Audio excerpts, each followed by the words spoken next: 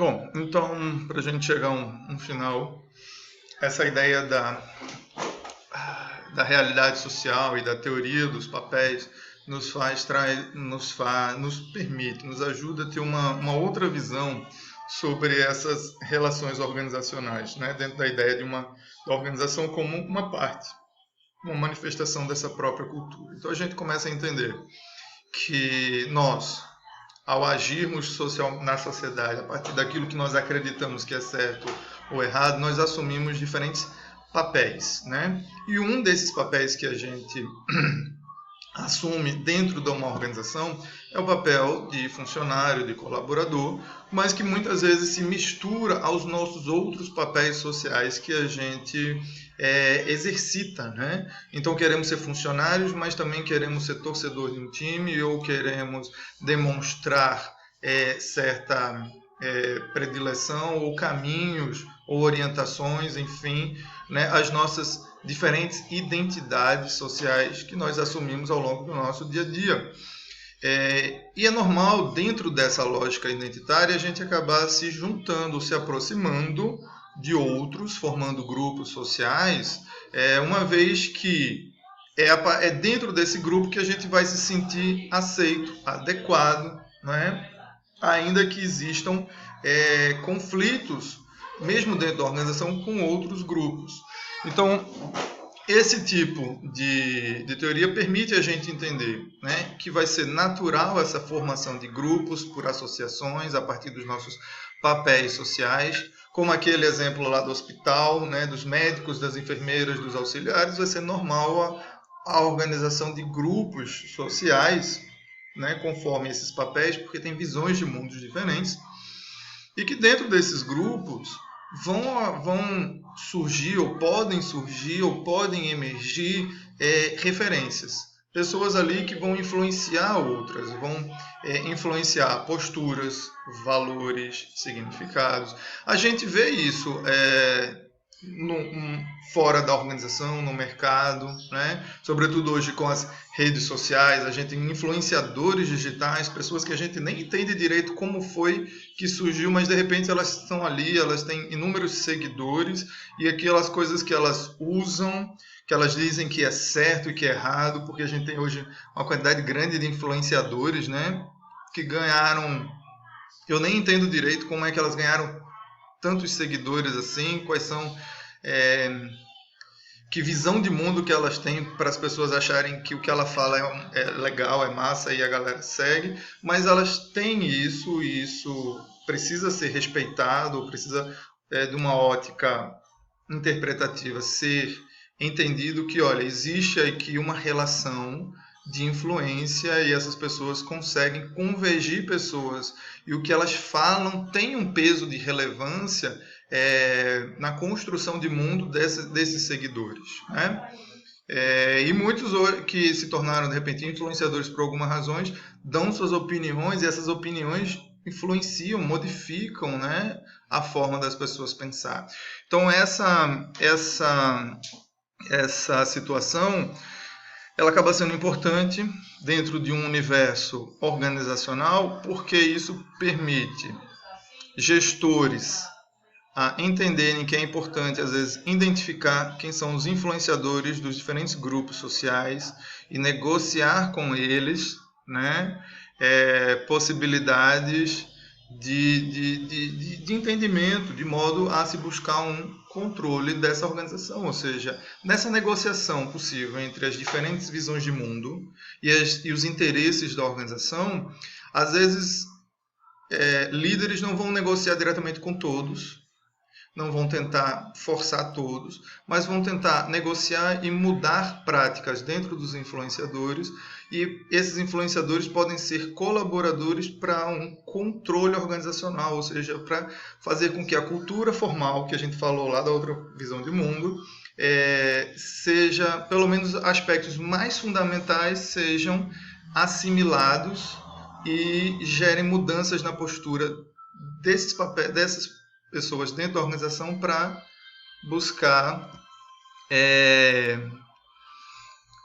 a produtividade tão almejada. Então, essa visão de mundo pode parecer no final que tem a mesma finalidade em termos de aplicação, e sim, eu vou ter que concordar com vocês. No final das contas, a teoria ela não é um fim. A gente não tem uma teoria, né, com um paradigma diferente. A visão de cultura como variável controlável, ou a cultura, ou a empresa, ou a organização como uma manifestação da cultura, não são teorias diferentes para chegar em lugares diferentes. Não, são teorias diferentes para se chegar no mesmo lugar. Ou seja, a gestão, o controle da organização para alcançar a produtividade, certo? A diferença é como a gente olha para o meio. A teoria não é o fim, a teoria é o meio, é como a gente interpreta todas essas relações sociais dentro de uma organização. Então, na primeira teoria, como a gente falou, a liderança ela procura criar as regras e controlar as regras, entendendo que as pessoas são influenciadas por essas regras, né? E então você pode ter um maior controle. A segunda teoria entende que não é difícil ter esse controle, essa liderança, essa manipulação, né?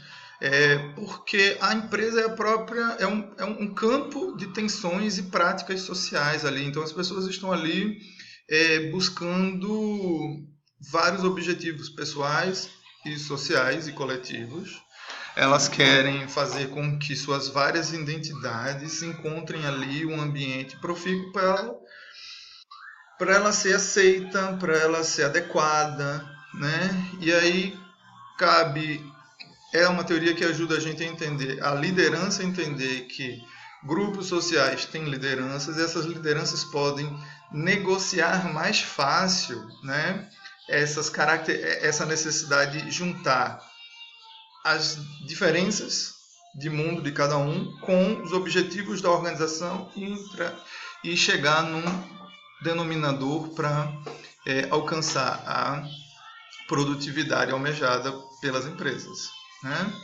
A gente pode dizer, então, que essa negociação entre a diversidade cultural, as diferenças entre as pessoas e os grupos dentro de uma organização e essa necessidade de controle organizacional é justamente um campo de relações de poder, né? E aí, sobre poder, a gente vai falar isso em uma aula mais à frente, e acho que é uma aula bastante interessante. A gente vai notar que existem diferentes visões de mundo para a noção de poder. Existe a noção de poder coercitivo, né?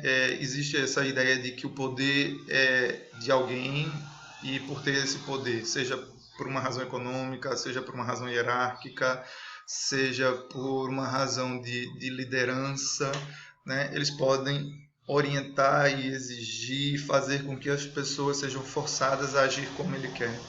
Mas existem outras teorias mais flexíveis de poder, né? De que o poder ele é uma negociação, de que o poder não é de ninguém, mas é uma relação natural de estabelecer aquilo que faz sentido para cada um dentro da visão do mundo. Então é uma negociação, é uma prática de resistência e de se moldar aos objetivos de cada um e entender que todos somos interdependentes de alguma forma, né? Ninguém pode querer tudo do seu jeito porque de alguma forma a sua vida está conectada com a de outras pessoas ou de outras organizações.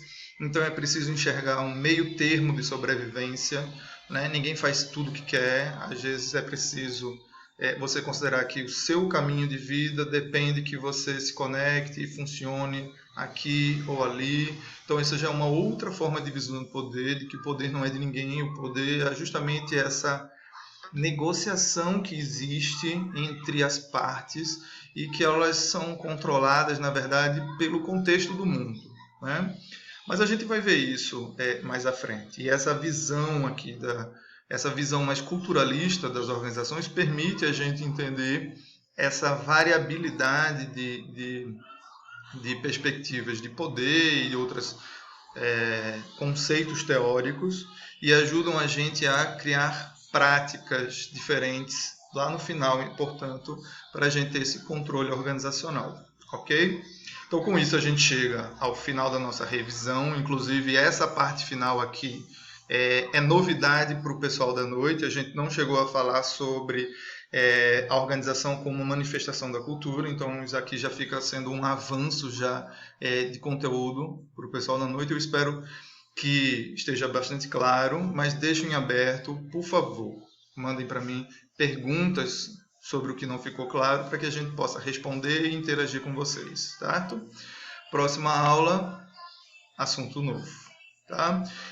Realmente espero que estejam todos bem, espero que estejam se cuidando de vocês e vamos continuar trabalhando e interagindo, tá? Para que a gente saia fortalecido e muito melhor, tá bom? Grande abraço a todos, fiquem com Deus.